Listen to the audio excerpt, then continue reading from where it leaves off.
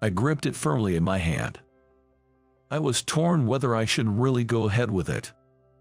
My eyes turned to the woman in front of me.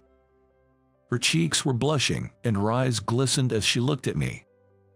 Seeing her up close was breathtaking. She was so beautiful. I'm sure she must have steeled herself to be here. If that's the case, I'd like to respond to her wishes, too. Because I felt the same way as she did. So, I pushed it in, all the way. I'll never forget her joy in that moment, for as long as I live. What I'm about to tell you is about a fateful reunion with a woman who used to hate me. I'm James Peterson, a 32-year-old gynecologist working at a hospital. Although I am now steadily gaining experience as a doctor and working well, I actually went a long way to become a doctor. I had 2 failed attempts before I got into med school. Or rather, I didn't take the exam for 2 years. I was in a top-performing class in high school and within the range of getting into a medical school. But on the day of the preliminary exam, my chronically ill mother collapsed. The exam became the least of my concerns, and I didn't go to the exam center. I spent 2 years supporting my mother, who was on the brink of life and death. It might have been a detour, but there's nothing more important than life, so I have no regrets. Sadly, my mother passed away, but I am glad that I could be there for her. I always dreamt of becoming a doctor, and through my mother's battle with illness, my desire became even stronger. So, 2 years later than my peers, I entered medical school. Now, working as a doctor, a woman transferred to my hospital. The beautiful classmate from high school who used to hate me, Amanda, became my patient.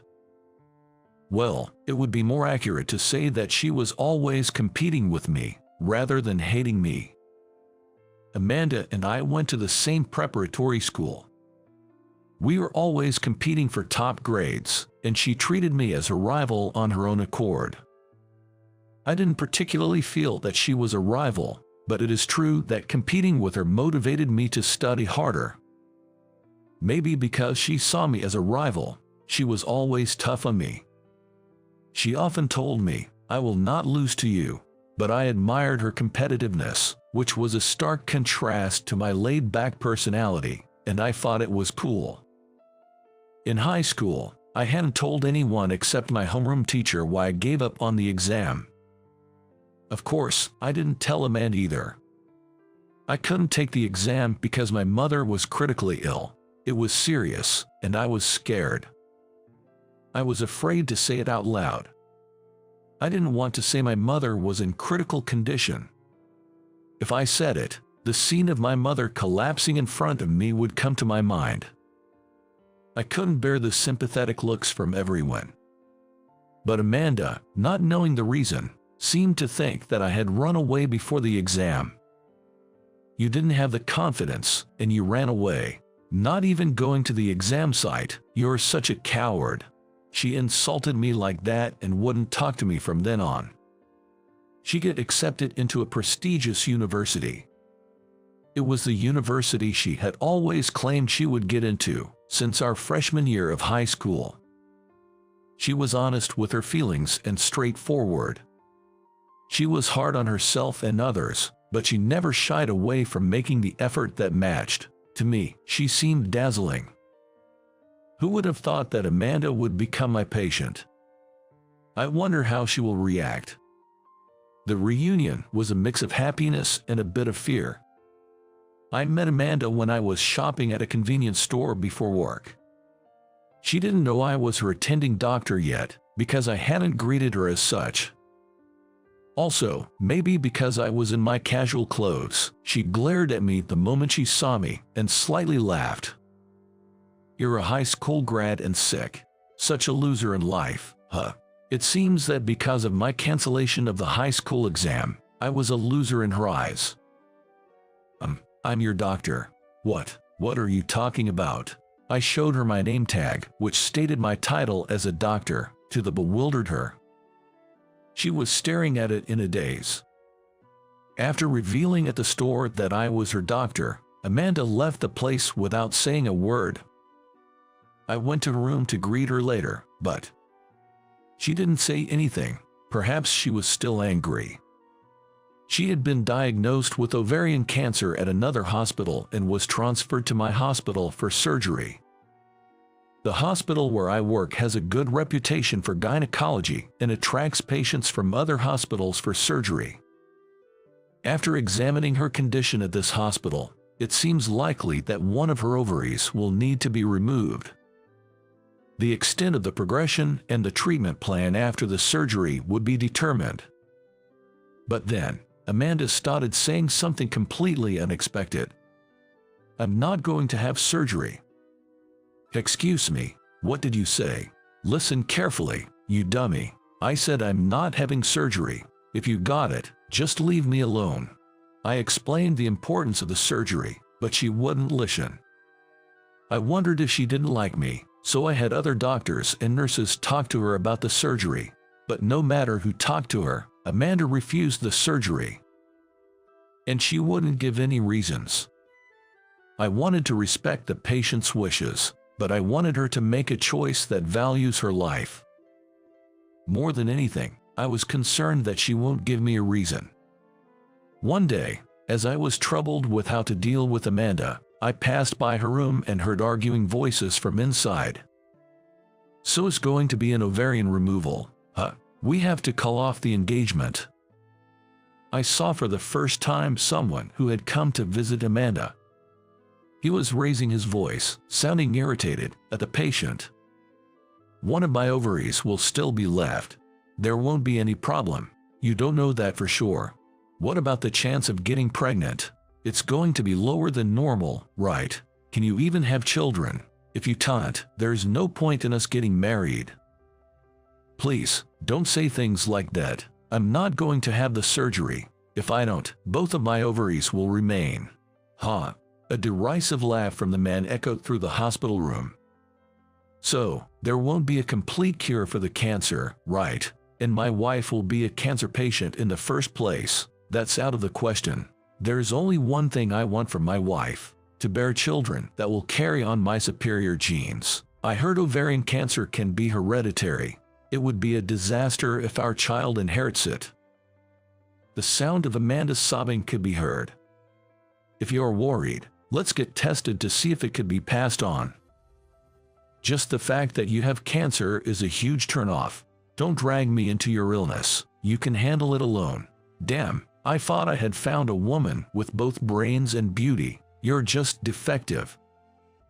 I couldn't tolerate a man who didn't even know what the disease was and assumed it was inherited on his own. And the part where he scorned her as defective. What matters now shouldn't be whether his genes survive to the next generation. Isn't her life the most important thing? Even if she wanted children. It is women who bear children. Women risk their lives to give birth. I just couldn't accept that a man who disrespects women was ignoring her like this. "Don't you love me anymore? Please, don't abandon me." In high school, she was dazzling as she worked towards her goals. I admired her. I was angry at the fact that she was crying and hanging on to such a scumbag. Unable to stand it any longer, I entered the hospital room. "Nice to meet you, I'm Dr. Peterson, her primary physician." My sudden entrance seemed to surprise them. "I could hear you all the way from outside. You're not family, are you? If you're not, you should leave." My sharp words clearly irritated the man. "It's quite disrespectful of you. I've taken time out of my schedule for this woman." "Even more reason for you to leave. Her valuable time is being wasted talking to you. If you're not idle, you should be on your way." Tisk. The man clicked his tongue, shooting Amanda a glare. "Is it okay if I leave? If I leave, it's really over between us, okay?" His tone seemed to contain a mocking laugh, as if he was making a fool out of Amanda. Watching her cling and cry, he seemed to find amusement. Amanda, her eyes moist. alternated her gaze between the man and me. The usually strong-willed Amanda was nowhere to be seen. That frustrated me. Do you need to cling to this kind of man? The Amanda I know wasn't someone who compromised on herself. I heard you studied a lot and got a job at a good company. You worked just as hard in college, didn't you? You're an amazing person. Marriage is supposed to be a lifelong decision, right? You don't deserve someone who neglects your life and talks about your genes and defects. The man shouted things like you, and you're mocking me, as he listened to my words. Amanda was quietly watching me. Unsuitable, perhaps. Her words sounded younger than Amanda I knew. At this moment, Amanda seemed like a lost child. Maybe she was doubting her path due to the harsh words from the guy. Yeah, he's unsuitable. There should be someone else who will appreciate and cherish a hard worker like you, so don't lower yourself to the level of a scumbag like him. Upon hearing my words, Amanda closed her eyes and took a deep breath. When she opened them again, there were no signs of tears. Her eyes now regained their shine as she stared down at the man. We're done. Leave now. You sure you want to talk to me like that? I might forgive you if you apologize now. The man's earlier bravado was gone, and it was obvious that he was bluffing. He'd initiated the cruel conversation, but now he was unsettled by her desire to break up. I've had enough. We're finished. I'm glad I found out how small-minded you are before our marriage. What was I thinking? How did I not notice until now? I can't stand people who look down on the sick, or who see women as mere tools for childbirth. I'm baffled as to what I ever saw in you. Leave right now. The man was speechless, having been chastised by the woman he once looked down upon. I opened the door to the hospital room, gesturing outward with my hand. Then, with a smile, I said, "Please never come back." The man looked frustrated and fled back. With just the two of us in the hospital room, I asked for her permission and took a seat by the bed. Sorry for eavesdropping and barging in, but that guy, he's an absolute jerk. I couldn't stand it. Eavesdropping isn't a good hobby, but I'll forgive you. He used to have his gentle moments, but he showed his true colors when I fell ill. Yet, I was already in love with him, shamefully clinging to him. I wonder if my illness weakened me. Did you refuse surgery for his sake? She nodded slightly. It seemed she thought that if she didn't have her ovaries removed, he would stay by her side. But doing so wouldn't cure her illness. Maybe her mental was also weakened by the illness to the point where she didn't understand that. She laughed self-deprecatingly. Oh, you've seen an embarrassing side of me. I feel completely exposed. She seemed a bit embarrassed. But it might not be fair that she was the only one whose secret was known. I've also hidden something. Can I share it with you? I felt the need to reveal why I didn't take the college entrance exams. I told her about how my mother fell ill, how critical her condition was, and that I had to postpone my exams for 2 years to take care of her. Once I finished, she hit me gently with her pillow. Why didn't you tell me that? At such a tough time, I accused you of running away, didn't I? That's awful. I didn't want to worry you, so I couldn't say it. I thought getting pity would be painful, too. Saying this, she hit me again with her pillow. It didn't hurt at all, but each hit made a comical sound. Why should I be considerate of you, my rival? Why won't worry about you? I told you to keep up with me, didn't I? I'll go to college first and work hard so you can't catch up, but I still want you to chase me. At her typical words, I couldn't help but laugh. So, she wouldn't pity me, huh? It seems that I had misunderstood her. From there, we were engrossed in stories from our student days. She, who had been crying in front of her boyfriend until just now, was regaining her energy, occasionally showing anger or laughter. This is the way she should be. Her clinging to such a terrible guy is just not like her. So, "What will you do about the surgery?" She looked at me blankly before laughing defiantly. "Of course, I'm going to do it. I'll get well quickly and work hard again. I worked hard to get into this company. I'm still going to rise to the top." Her competitive spirit came out in her face. Just like her dazzling student days, she's still shining now. The surgery was a success, and the pathology report indicated the cancer could be completely removed, with low malignancy and low risk of metastasis. At her request, genetic testing was done, which showed no genetic risk for cancer. Both she and I were relieved.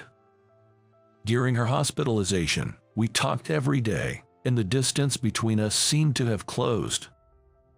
I enjoyed the time I spent talking to her outside my working hours. "Bring me a drink in the afternoon. I'd like something sweet tomorrow." She started making demands, and I found her making these small promises adorable. I'm sure I wasn't the only one who found our talks enjoyable. On the day of her discharge, I had prepared flowers for her. As we were leaving the hospital, I handed her the bouquet. "Congratulations on your discharge." She looked at the bouquet, then turned her face away with a pout. "Can't you see? My hands are full. I can't carry anymore." "Oh, right." Interpreting her response as a refusal to accept, I felt a bit disheartened. "Because I can't carry it, bring it to my house." Huh. I was still processing what Amanda had just said and stared at her blankly. "What did you just say?" "That's what I said. Since I can't carry it, you bring the flowers to my house." "Well, Amanda, I don't know where your house is." She then placed a piece of paper with something written on it in my pocket. I reached into my pocket and felt the paper. "What's written here?" When I asked, she replied, "My contact and address. You'll need to bring flowers. Call me after work." It seemed that Amanda is willing to see me outside the hospital. I clenched the piece of paper in my hand.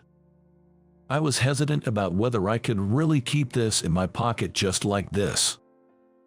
While thinking about what to do, I looked at Amanda, who was standing in front of me. She was there, her cheeks turning red, her eyes moist as she looked at me. Surely, she had made up her mind to be here with me.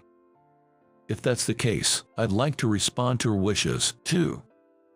After all, I feel the same way about her.